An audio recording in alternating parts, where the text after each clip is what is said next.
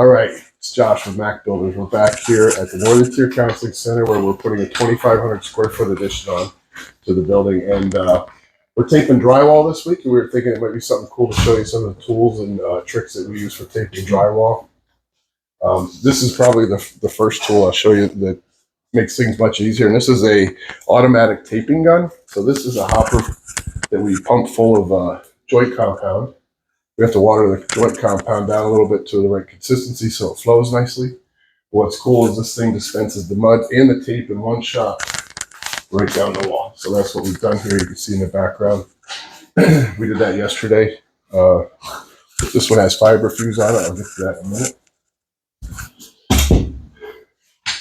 This machine, that machine will also put the mud and the tape in the corners. And once we do that, we use this roller to embed the tape. It's got wheels on both sides. It does a nice job of centering the tape and making a nice sharp line.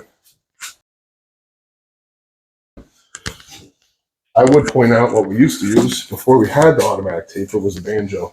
Works better. We still use this occasionally on smaller jobs. Put the tape in here, fill it with mud. It dispenses the tape and mud at the same time. Can't do corners with this model. That's one disadvantage. It takes a little bit to clean and set up, but it's still effective if you can't afford the investment of the automatic taping tool. There's another neat tool. This is a nail spotter. So this is a hopper. We pump it full of mud in here. It's spring loaded, and it has wheels on it and a screed right here. So what happens? We fill this. Usually we work at two-man teams. Put it on the wall, and you're going to go right down the wall, and it applies the mud over your screw holes, which we did yesterday. Someone comes along and scrapes the excess off behind you. Pretty much in all these steps, you're going to be scraping the excess off. Once the nails are done, the tape's embedded, then we go back over them with a second coat. Well, I'd say first coat after the taping embedment coat. So this is a corner box. This again is a hopper, spring loaded, and we fill this with mud. And then we have these heads in the corners, if you can see that. These dispense the mud and screed it off. So you put this right in the corner, you're gonna go down, you're gonna press on the hopper, that's gonna dispense mud and screed it off all in one shot. Again, go back through and wipe the excess off. These tools really expedite the process of getting the mud on the wall. Rather than filling your mud pan, taking your mud pan over and using a knife to put it on one stroke at a time, you're just automating the process. On smaller jobs, we do have another tool that we purchased that we seem to like a lot, and that is a mud tube. So this acts a lot like a caulk gun. It's a big plunger, very rugged, heavy duty. And I guess I didn't say earlier that there's lots of brands that make all of these tools. The one that we researched and we felt comfortable with as a high quality professional brand was LEVEL5. And if you look them up, you'll find a myriad of information, tutorials, and structural videos. I guess I could say I could endorse them because we've been real happy with the quality of their tools and the durability. So this mud tube is very simple to use. You stick the head in the pail of mud. Now you will want to loosen the mud up with water, and we mix a pail of mud every time we use it. And we want a good creamy consistency that flows nicely. You're going to stick this in the mud. You're going to pull the handle back, fill the tube, and then depending on what you're using it for, we use this to fill the mud boxes as well as for corners. So if we didn't want to get the automatic taper out, it's a small job, 1 or 2 rooms, we can use the corner tools, put it in the corner, run the handle, dispense the mud and screed it at the same time. Then we can embed our tape, and then we can come back and do our second and third coats as well. So pretty handy tool, simple, real easy to clean. When we're done, we take the head off, put it in a bucket of water, run the tube back and forth, wipe down the tip of it, and that's about it. So pretty cool tool. I'm glad we added it to our arsenal. This is a 10-inch mud box. So this will be the next step over top of the joints where the tape's been applied. So once those joints are dry, we'll be hitting it with this. This goes on a stick. And here's a 12-inch. So the 10-inch will be your second coat. And then the 12-inch will be our next coat. So it goes a little wider. Same concept. It's on a stick, adjustable stick. This is a brake. This tool has a brake on the handle, as you can see here. That keeps the head from flopping. I release the brake, it swivels. Hit the brake, I can pick it up. I put it on the wall here. I'm going to run it down right over the joint. It's going to dispense and screed the mud all one step. Now, that's not to say you're not going to have to use a knife to clean it up and feather it in a little bit, but it saves you all that time of putting the mud on the wall manually. So, speaking of knives, some guys hate corner trowels. I don't know why. I think they're a handy tool.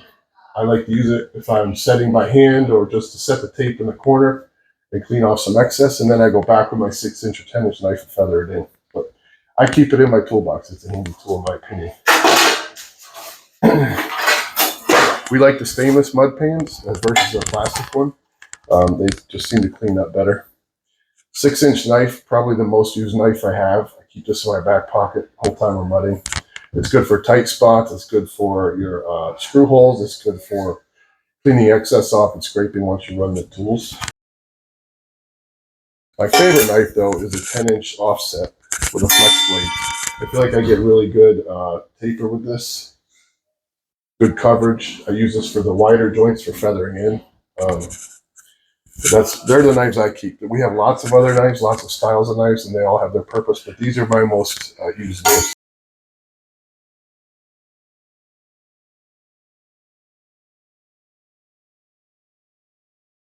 I'll talk about the tape that we use for a second. So this is just your standard, this is Proform joint tape. Paper tape is most common tape probably that you've seen. And this we use, specifically we use this for corners. It's much stronger and it holds up better. So what we alternately use for all of our joints, this is a fairly new product. It's been around for several years, but not everybody's seen it. It's called Fiberfuse. We were a little skeptical at first until we started using it. It's kind of become an industry standard. And the reason being, unlike paper tape, let me get it up close. You can see through it.